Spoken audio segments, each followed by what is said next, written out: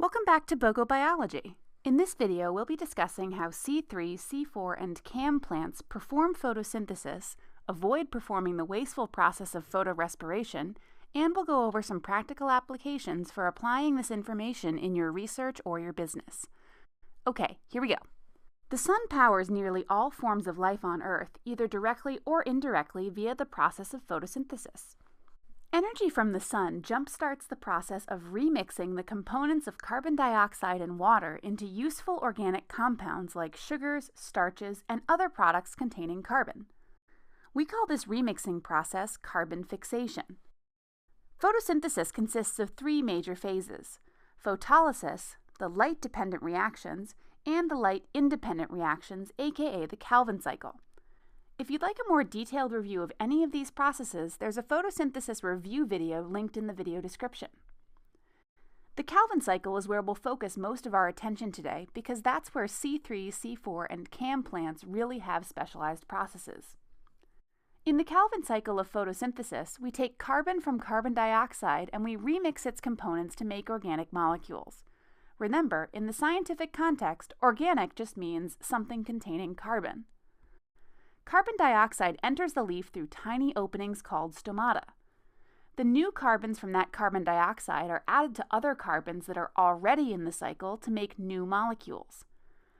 The enzyme that does this is called Rubisco, and it's thought to be the most common protein on Earth.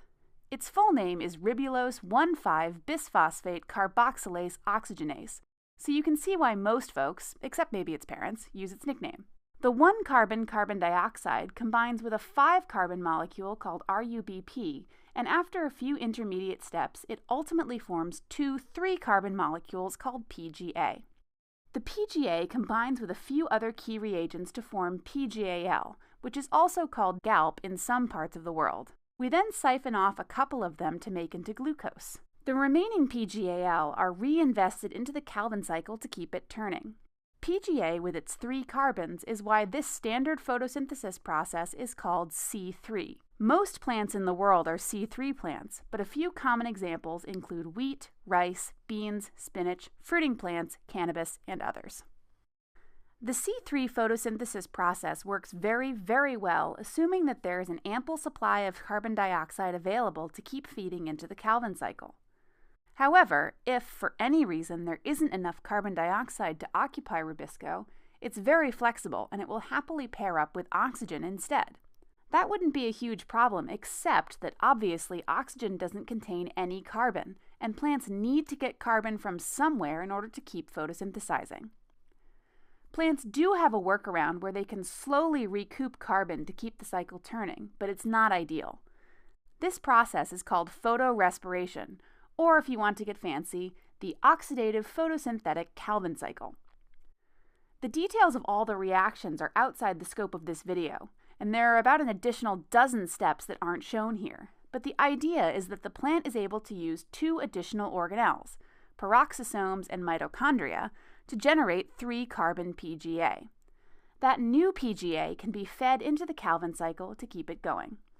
This process does allow the plant to keep photosynthesizing, but it's maddeningly inefficient compared to the regular Calvin cycle. Even under the best of conditions, it produces 25% less product, it creates a lot more waste in the form of hydrogen peroxide and ammonia, which the plant has to deal with, and it's also energy inefficient because it costs ATP. C3 plants are more likely to do this inefficient photorespiration process when it's hot. This is for 2 reasons.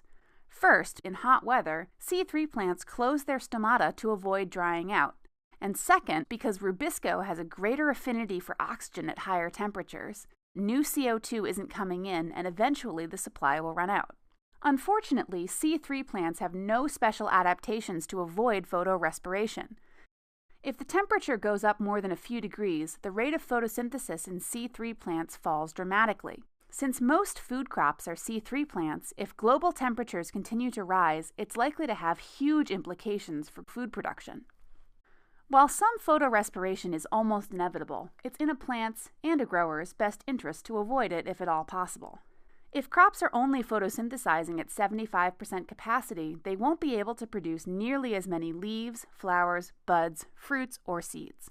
We're now going to begin comparing C3 plants to C4 and CAM plants. C4 and CAM plants are specialists in avoiding photorespiration, and they have a number of mechanisms to help them do it. We'll be keeping track of C3, C4, and CAM photosynthesis processes, leaf structure, example plants, key cells, and the ideal temperature range in a table that looks like this. We've already reviewed the standard C3 photosynthesis process. Carbon dioxide enters through the stomata, it feeds the Calvin cycle, and makes sugars. C4 plants are a bit more crafty. C4 plants thrive in hot environments, and common examples include corn and sugarcane. They have the process of carbon fixation and the Calvin cycle in two different locations. Here's how they do it. In C4 plants, CO2 enters the leaf via the stomata and combines with a 3-carbon product called PEP, or phosphenyl pyruvate. The fixation forms a 4-carbon product called oxaloacetate.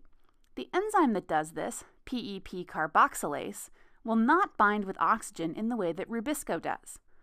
Oxaloacetate gets converted into another 4-carbon molecule called malate. This 4-carbon molecule is why the process is called C4. Here's where the plant cells get really smart. The malate gets transported out of the palisade mesophyll cells and into the leaf's bundle sheath cells to power the Calvin cycle. When 4-carbon malate arrives in the bundle sheath cells, it's broken down, forming a 1-carbon carbon dioxide, which Rubisco can then feed into the Calvin cycle. Because the carbon fixation occurs in one cell and the Calvin cycle occurs in another, Rubisco never comes into contact with oxygen and the plant can avoid wasteful photorespiration. The 3 leftover carbons are converted into a molecule called pyruvate, which then gets transported back into the palisade mesophyll cells. Finally, this gets converted back into the 3-carbon molecule PEP. This part of the process requires some ATP. The enzyme PEP carboxylase can go to work on the PEP, combine it with the carbon dioxide from the stomata, and the cycle can begin again. The specialized process does cost some ATP, but it still works out in the plant's favor because it avoids the wasteful photorespiration process. Now let's move on to CAM plants. CAM stands for crassylation acid metabolism, and it has many similarities to the C4 pathway. CAM plants live in the desert and include pineapples and succulents like aloe and agave. CAM plants prevent photorespiration by doing their carbon fixation in advance during the nighttime, and then using the products to perform photosynthesis during the day. During the night, the plant can open its stomata without risking drying out, allowing carbon dioxide and some oxygen to diffuse into the leaf. The new molecule, oxaloacetate, gets formed into malate or other organic acids. The plant then stores these acids in vacuoles for use later on.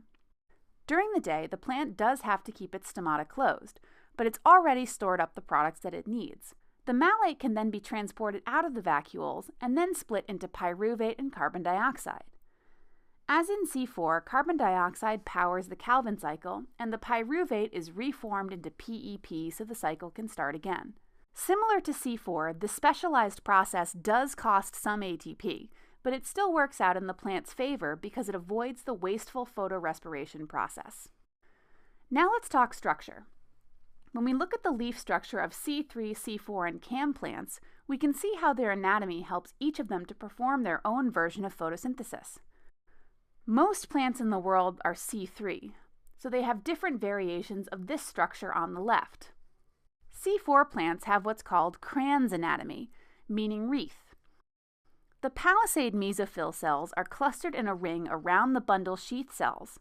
The two cell types need to be close together because the bundle sheath cells perform part of the C4 photosynthesis process. CAM plants live in the desert, and thus they have to store large amounts of water whenever they have the chance. They tend to store this water in tissue called aquiferous parenchyma, which other plants don't really need. Similar to C4 plants, they have mesophyll cells in wreaths next to the bundle sheath cells, but they tend to have smaller vascular bundles scattered around the perimeter of the leaf rather than a few larger ones. Hopefully now you can fill in the rest of this summary table. We've covered the processes, the leaf structure, example plants, key cells, and the ideal climate for each type of plant. So what does this mean for people trying to grow crops? How can we capitalize on this information? The goal is to maximize the rate of photosynthesis and minimize photorespiration by optimizing the conditions. This might seem obvious, but plants that are struggling to photosynthesize efficiently won't grow as big, will have fewer flowers, and yield less fruit, fewer seeds, and fewer sugars and other useful compounds. Optimizing the conditions will look different depending on which type of plant you're trying to grow, C3, C4, or CAM plants. As we've seen, these plants have different ideal conditions, so it's very hard to grow them all in the same place and still get maximum yield. You're better off separating them or picking one to specialize in. Since C3 plants are the most common, we'll use these as an example, but the conditions can be tweaked to accommodate C4 or CAM plants. Assuming there is ample sunlight and water, the two major factors that control the rate of photosynthesis, i.e. how quickly the plant is able to churn out carbon-rich compounds, are temperature and carbon dioxide saturation. But it's important to understand exactly why. At low temperatures, photosynthesis rate is limited by enzymes, which get too cold to function at full capacity. When the temperature drops, molecules move more slowly, reducing the likelihood of enzyme-substrate collisions. We believe that low temperatures also limit a plant's ability to take up water and nutrients through its roots, even if the temperature never gets below freezing. At ideal temperatures, the available CO2 is the limiting factor. Rubisco, the enzyme, is not saturated most of the time. In ambient conditions, some of it is standing around without attachment to CO2, and some of it is bound to oxygen. At high temperatures, membranes become deformed and enzymes denature. When membranes deform, ion leakage occurs, gradients don't work as well, the electron transport chain doesn't work well, and the photosynthesis rate decreases. The enzyme that's thought to be by far the most sensitive is NADP glyceraldehyde phosphate reductase. This enzyme is the one that usually converts PGA into PGAL during the Calvin cycle. Without it, production of sugars won't occur. If temperatures fall within the ideal range, adding some CO2 to the local environment can be beneficial and can further boost the rate of photosynthesis. This should be done carefully, however. Carbon dioxide can be expensive, it's not great for the environment, and there are diminishing returns on investment after a certain point. The graph on the right shows the relationship between the rate of photosynthesis and the level of CO2, assuming ideal temperature. Bumping the CO2 level from ambient air concentration of 340 parts per million to about 800 to 900 parts per million gives photosynthesis a boost of almost 20% in ideal conditions. Normal photosynthesis at 340 parts per million assumes some unsaturated or idle rubisco. At this 800 to 900 point, rubisco is saturated. However, above this point, you'll notice that the curve flattens out, and no matter how much more CO2 you add, the plants don't photosynthesize substantially faster.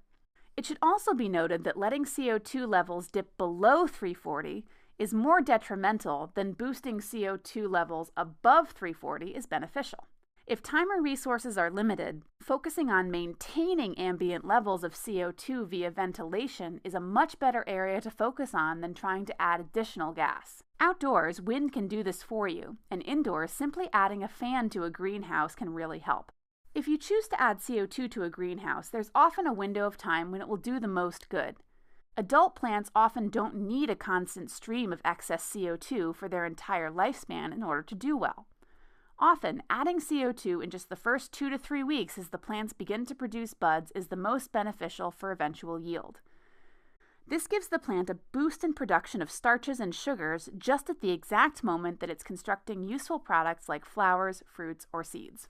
That pretty much wraps up our discussion of C3, C4, and CAM plants, photorespiration, as well as applying this information in a practical way.